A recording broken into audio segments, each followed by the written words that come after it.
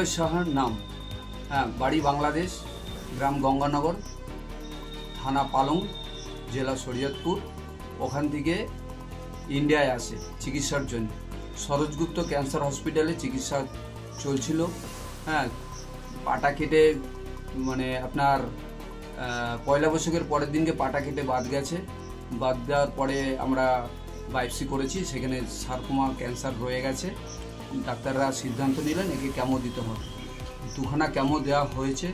দেওয়ার পরে বাড়ি চলে গেছিল। বাড়ি যাওয়ার পরে হ্যাঁ, এই মাসের 2 তারিখে এসছে। আসার পরে আবার কেমো দেওয়ার কথা আছে।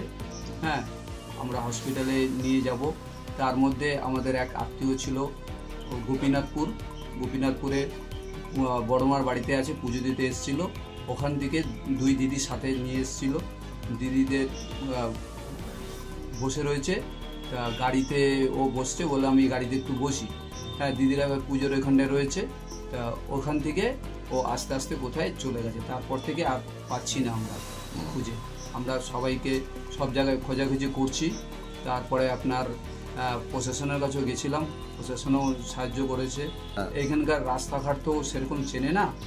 হ্যাঁ, আরও ক্যান্সার পেশেন্ট ক্যাশ নিয়ে হাঁটে। হ্যাঁ, ভালো হাঁটতেও পারে না, ভালো হাঁটতে, একটা ঠ্যাং বাদ তো। হ্যাঁ, ক্যাশ দিয়ে দিয়ে হাঁটা হয়। এখানে আর কোনো রিলেটিভ আছে নাকি আপনাদের? এখানে রিলেটিভ নেই। এখানে বলতে ধনেখালি মাসির বাড়ি আছে, আর বনগা চাঁদপাড়া মামা বাড়ি আছে।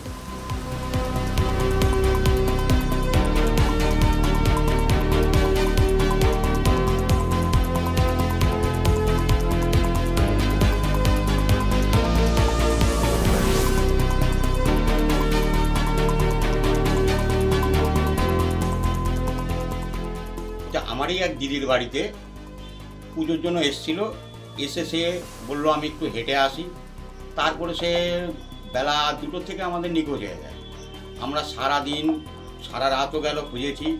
কালকে আমরা জিআরপি, তারপরে পুলিশ প্রশাসনের কাছে গিয়েছিলাম। আজকে আবার মেন যে আমাদের চন্দননগরে যে ডিভিশন আছে সেখানেও যাবো, জিজ্ঞেস করবো। কিন্তু আমরা হতাশ হয়ে যাচ্ছি যে বেচারি কোনো রাস্তাঘাট চেনে না, অথচ এক পা নেই। এখান থেকে বেরিয়ে যে কোথাও চলে গেল, কেউ যদি কোনো সন্ধান খুঁজে পান আমাদের অবশ্যই জানান।